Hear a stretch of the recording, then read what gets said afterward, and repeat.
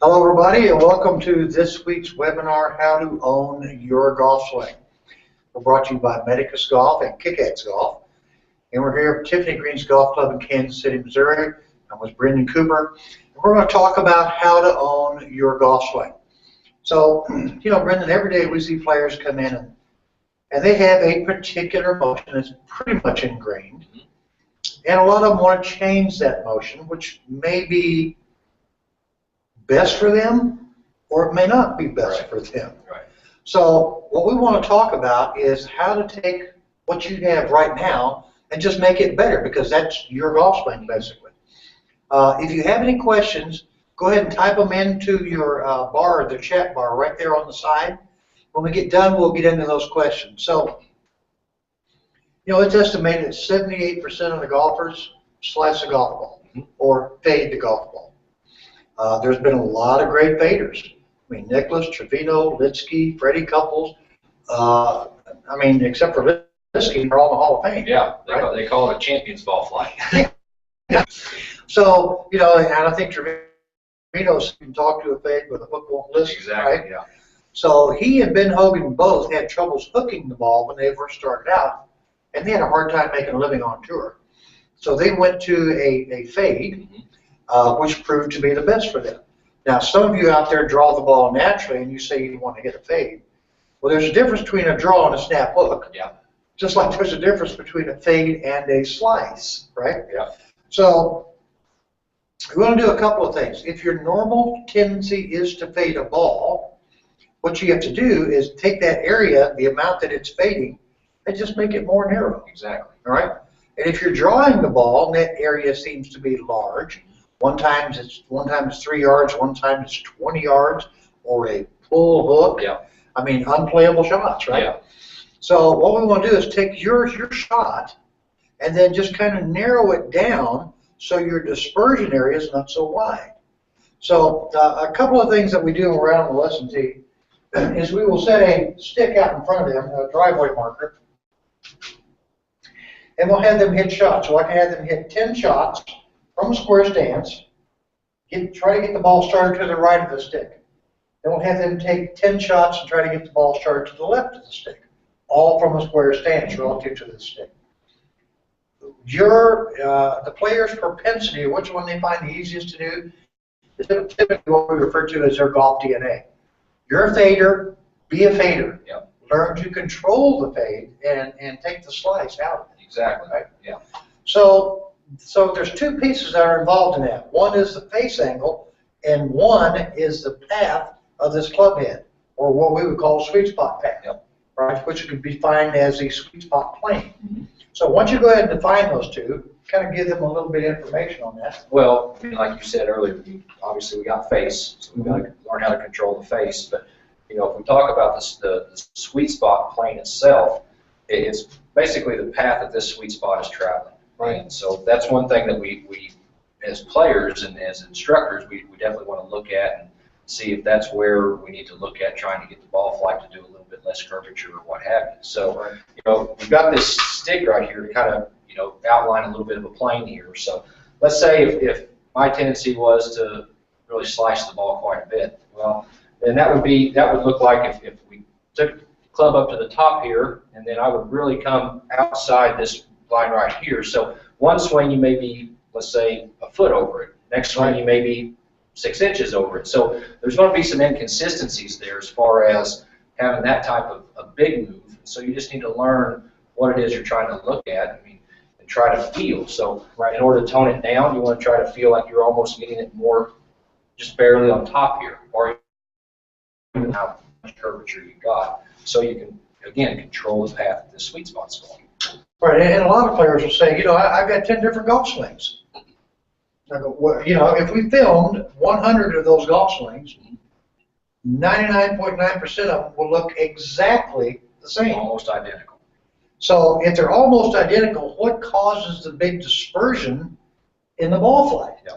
Well, the big dispersion, if the path is pretty much the same, is going to be where your club face is relative to that path. Yes. Face is a very big thing on there, that especially with, you know, I know you and I, we work so much with people on what the face is doing, and people are trying to get an idea of where the ball's starting and what actually is going on. So Right. it's a very important component there. Yeah, I mean, because by and large, as Brenda was talking about, you know, if you're coming down one time a foot outside of it, one time, you know, 2 inches outside of whatever line you're trying to swing on. In reality, most players will swing down pretty much that same path. So the deviation comes from the face relationship to that path. So once we understand and we know where your path is going to be, all we have to do now is try to adjust your face to the path so we minimize that amount of curve. So if you'll take this one, let me have that one, and actually what we want to do is turn this around now. This way? Yeah. So we're going to face the camera. Probably going to have to just face it, so keep turning this all the way around. Okay. All right, so now go ahead and get up in there. All right, so let's say that Brenndan has his path set up right now. And as he goes back, and let's say he comes down here and he is 8 inches above this line, but his club face is pointed like this. I think you all can see this white line if I roll his hands down versus roll his hands upward. So this is his back of his hand facing the sky. There's a little bit of bend in his hand. When he comes into impact on this path, look where this face is pointed. It's pointed clear over here, right? So now let's say he goes up and makes the same downswing with the sweet spot path, but this time the club face is this direction instead of that direction. So if it stays down here, now it comes into impact. Now look where the ball is starting. It went from here to here, and all we did was change what the club face is doing. We didn't really change what this path was doing. Right. And oftentimes we'll see players when they get to the top, they'll have this club face, and what a lot of golf instructors say is closed, and that's the club face facing the sky. And that really isn't closed to us. But what happens in the downswing is these players will then rotate their club backwards. And now, as you can see, this club face is laying back. Well, from here, that's going to definitely give me a different starting line and a large amount of curve relative to my path. So we will start working on this club face to try to get this ball started in the same direction. I mean, you can't have here one time and here another time. Right. Those two actions are primarily club face It's actions. going to give you completely different looks when the ball is downrange to what's going on. Right. I mean, the ball that's over here, you have to have a larger amount of curve to get it to target, a smaller amount of curve or discrepancy between face and path to get it to target.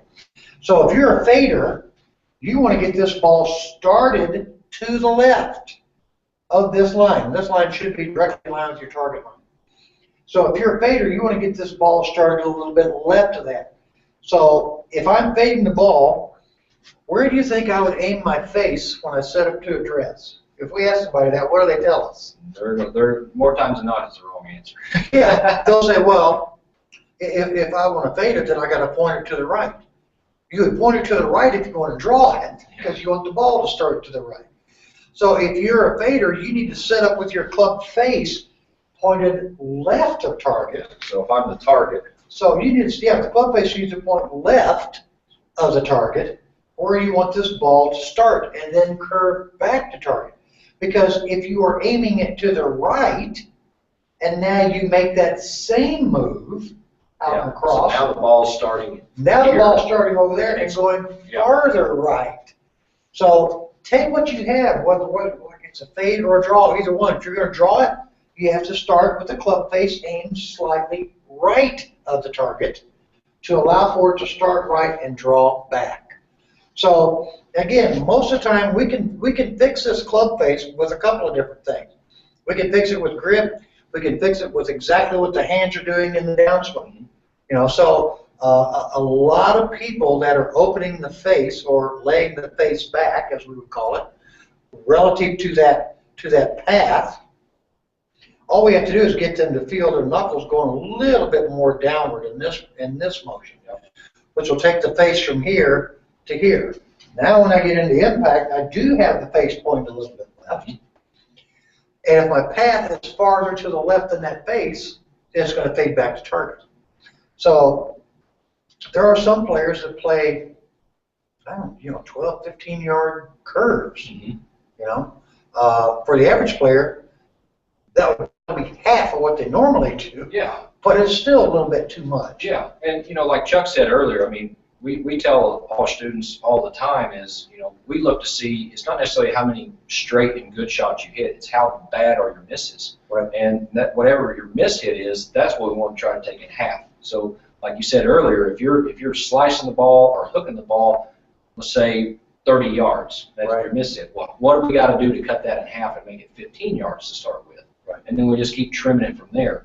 And there's too many times where golfers try to make a very big, drastic change in their swing when, like what we're talking about, if you just focus on just a little bit of what the face is doing, that plays a huge role in what's going on with the ball flight. Right. Well, and you'll still be a fader or you'll still be a drawer. Right. The difference is you'll have less curve. Yeah. It'll still fade, it'll still draw, it'll just have less curve. I actually had a question emailed to me, it's not up here, and I actually forgot about it last week. Mike Flagg in St. Louis wanted to go over the difference between rhythm and pace.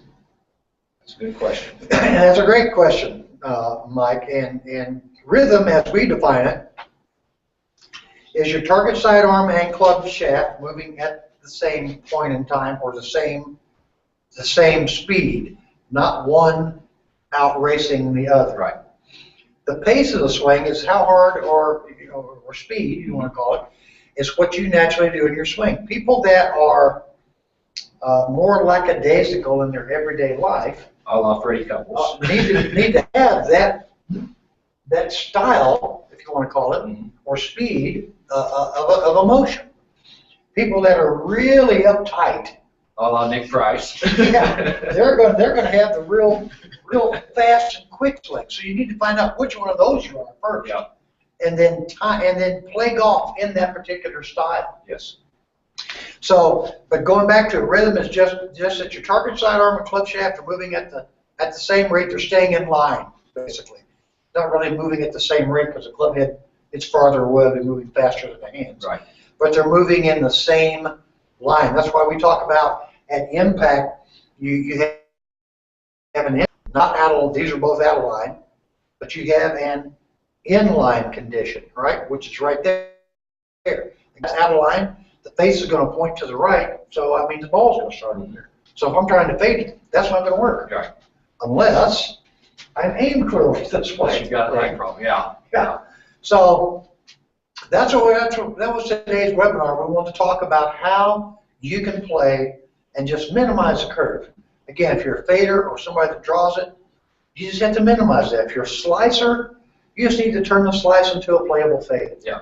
And that just starts with minimizing the differences between that face and that path. Exactly. Just try to work on just taking a little bit out of it at a time, and don't go through big drastic changes right out the get-go. Right, right. All right. Well, let's see. I think we have a question. Let me go up here and take a look.